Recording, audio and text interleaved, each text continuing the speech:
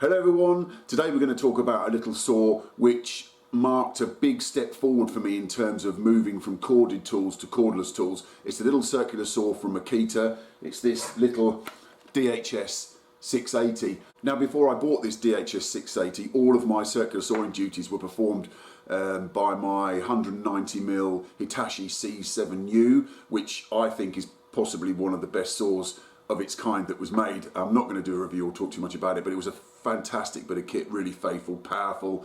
But anyway, you know, times move on, and I thought I'd better get with the program.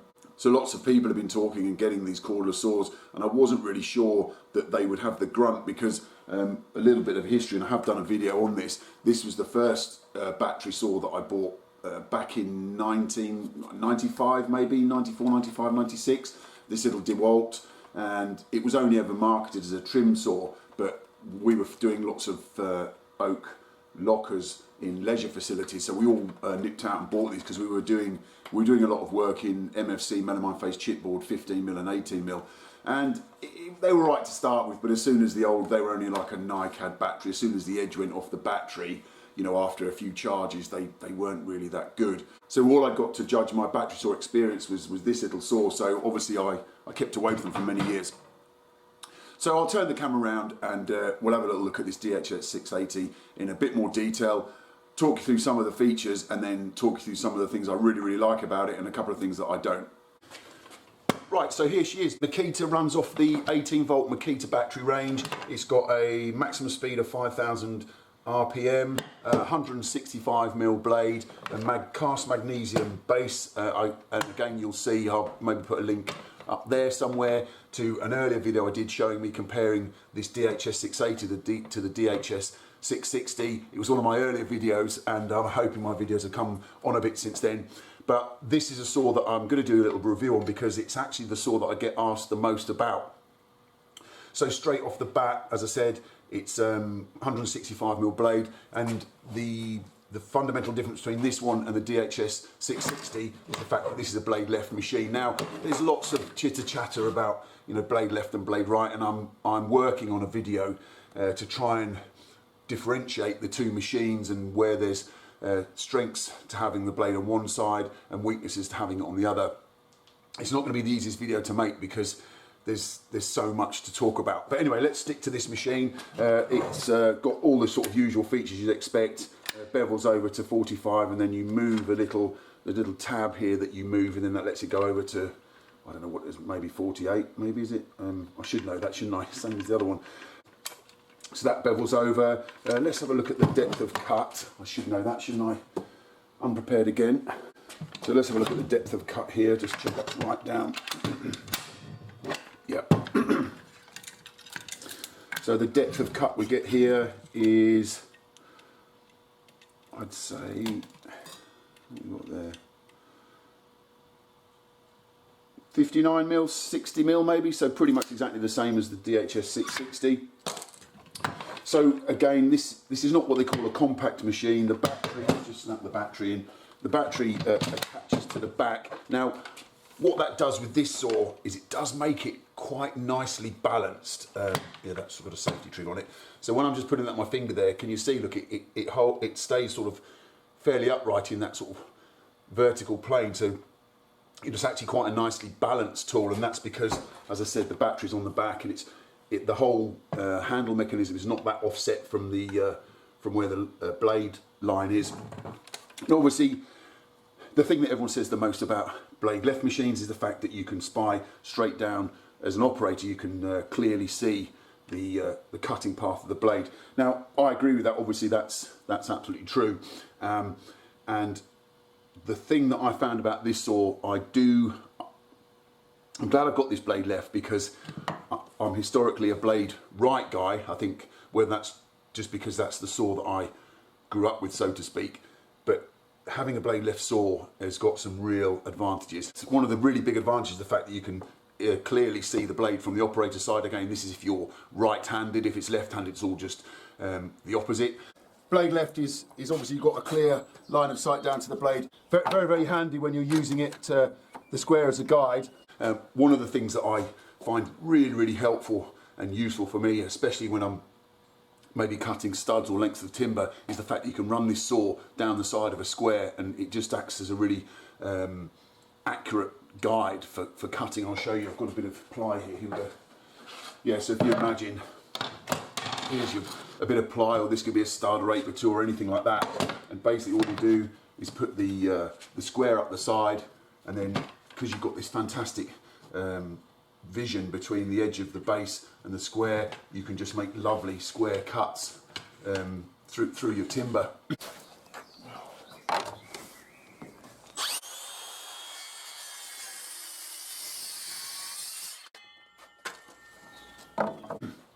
I've actually found that this saw, historically, maybe I've got a stud wall to do upstairs, a little stud wall, even if it's 3 or 4 meters long. If it's upstairs in a renovation or something, what I can find is, instead of taking my chop saw up and the stand and the transform and all those bits and bobs, all I can do is take my stools, my sawhorses, this saw and this square, and pretty much make nice accurate square cuts on into the studs.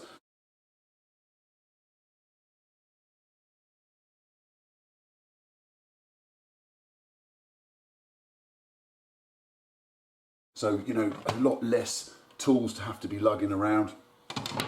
Power wise, with this 5 amp hour battery, got lots of runtime, same as the DHS680. Not really noticed anything poor about its runtime. Obviously this is only a small machine, it's got a 165mm blade. I do use it for roofing, not quite as much as the Blade Right machine, just because I feel more comfortable on a Blade Right machine, but this saw will always come out when I do roofing. It's absolutely fantastic, even if I just use it for square cuts. Got plenty of power, but again, it's not, you can't be ripping X 2-inch stock all day on this. It doesn't like it, it's not really powerful enough, and it's not really the saw for that. I've got 190mm 54 volt DeWalt saw for those duties, and that performs those really, really well. In terms of its adaptability, again, what I found really useful for this, and I have done a video on it, is I've got the Makita guide rail adapter for this, and I did have to sort of bodge it together a bit because the specific one for this wasn't available, so I had to adapt a guide that was for a different model, but it's pretty much exactly the same, and I've done a video on that as well, and I'll just quickly show you how useful that makes this tool when using it with the guide rail.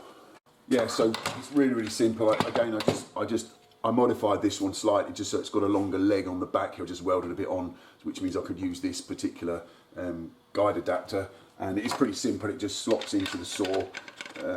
Again, there is a guide rail adapter for the DHS680, but that saw's only got one guide attachment on the front, so it couldn't be as accurate, whereas this one has got 2. So it really is like locked onto the saw, and then basically I'll just quickly bung that on there. You see that? Yeah. And then what that allows that saw to do is just run on that track. There we go. So the saw runs really, really nicely on that track, and I found it particularly useful for doing more sort of first fix work. I had to rip some, they were like a long foot cut on the end of some big joists where it's actually a flat roof, and they were like an eaves detail, and being able to, obviously you can normally just pencil line it and follow the line with the bigger saw, but I just found it so easy, like putting the guide rail along this straight cut. It was probably 800mm long, and it just made super duper accurate cuts. So again, I can't do it, it's not really made for doing lots of big long cuts in sort of 2-inch timber, but it really has sort of got my juices flowing for having a more powerful saw that runs in a track, and it may be something that I'm going to look to in the future, because it's definitely got a place. And even on roofing, if you've got some long sort of end cuts or foot cuts on rafters, that would be really handy, just to maybe have a shorter section of guide rail, maybe 2 or 3 feet long, and to make those cuts. So yeah, absolutely brilliant. It gives it an extra sort of flexibility and functionality, being able to snap it onto that guide rail. So right, I'll just whiz that off, and I'll talk about a couple of the things that I don't like about this saw.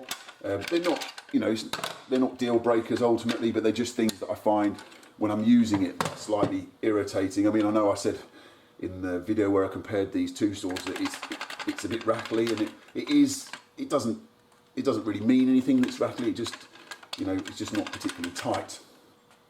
So a couple of things that I don't like about this is what it wants to do all the time is roll around. I haven't got a battery in there. Where's it on? There it is. You know, when you're there, look, you're up on site. I mean, let's say I've only got that set out, you know, 35mm. I'm doing some cuts where I don't want the blade to be out too far. You're on site, you lay it down, if you're on a scaffold, and if anyone works on scaffold, certainly here in the UK, you know that some of the scaffold boards get a bit twisted. You stand on one end and they flex a little bit, and it's off. And I've definitely, since I did that last video when I joked about, you know, it could roll off the scaffold, I mean, I nearly lost it again. So one of those things you really have to think about where you place this saw, because it will roll.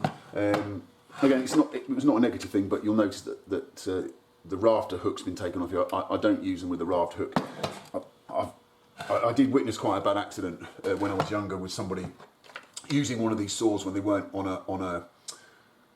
they didn't have a decent footing. So pretty much, I tend not to work on anything if I've not got something flat that I can stand on, and B, I can put my tools down on. So I just took the rafter hook off. But you know, it's everyone, you do it to suit your working environment. I know there's some guys in certain other parts of the world, some of my North American brothers, they don't have sort of scaffolds and they're tethered on. So I get the rafter hook thing. Again, it's personal preference.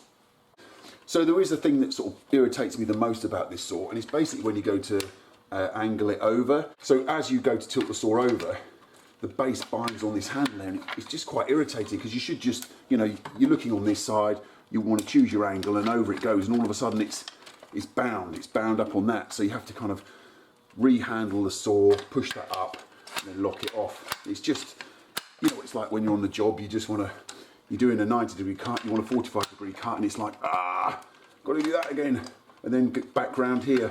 So yeah, that's possibly my sort of biggest grumble about it, really. The other thing, and I know we spoke, everyone sort of talks about the sight lines from if you're right-handed again, the sight lines from the operator down onto the blade, which you can see, which is really great.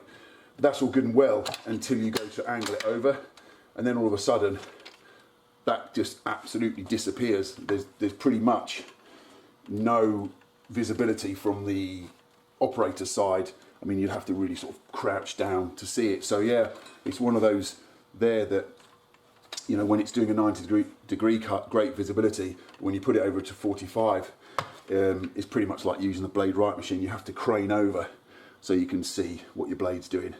But again, they're only little niggles and doesn't stop me really liking the saw, and I'm really glad I bought it, and it brings a fantastic functionality to my sort of working day as a carpenter. As I said, use it a lot on roofing if I'm doing 35mm work. So if we're doing trusses, which I do a lot of truss roofs, and then you kind of get these hybrid roofs which are sort of half truss and then half sort of traditional hand cut.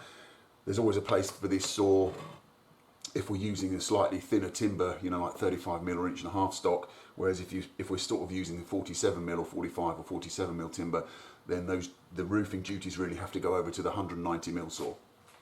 So there you go, there's my thoughts on this little Makita 18-volt DHS680 18-volt circular saw. Absolutely brilliant bit of kit, and this saw kind of, it is quite sort of special to me because it marks my transition, or it opened my eyes up, I should say, and marked my transition from corded tools onto cordless tools. And it is absolutely amazing, really, that, you know, you've got these machines now. When you look at, you know, this one from however many years ago, you know, they just quite clearly, nothing was really ready in terms of battery technology and motor technology to start putting circular saw blades in little battery tools like this. But here we are 20 something odd years later, God knows how long. You know, you've got this fantastic little 18-volt machine. It's got a brushless motor, loads of power, good run time, and you know, this opened the sort of doorway for me to go pretty much completely away from corded tools onto cordless. I think I would have to say that the circular saw possibly, and you know, I'll be quite interested to hear what any of you guys think about this. I'd possibly say that the circular saw is one of the most important tools we can have as a carpenter. If I had a gun to my head and someone said to me, if there's only one power tool you could have as a carpenter, which one it would be, I would have to say a circular saw. Bearing in mind, I started my apprenticeship back in the 80s where everything was done by hand. Everything. Ply was ripped down by hand. Big jack cuts on roofs were ripped down by hand. Hip cuts were ripped down by hand. Everything was ripped down by hand. When the circular saw came along, the amount of effort it saved was you know, fundamentally huge. So if I could only have one power tool, it would be a circular saw, and because they just save so much effort. So there we go. That's my little talk and review on this DHS680. I hope you found it interesting, and as always, I'd be really interested to hear your thoughts, you guys down in the comments, if you've got this saw, or if you've got another Makita saw, or a saw from any other manufacturer, how you get on with it, and whether or not you know you agree or disagree with some of the things I've mentioned about this saw. Particularly, this is a blade left machine, so I'd be interested to hear your thoughts on that as well. So as always, thanks for your support and thanks for watching.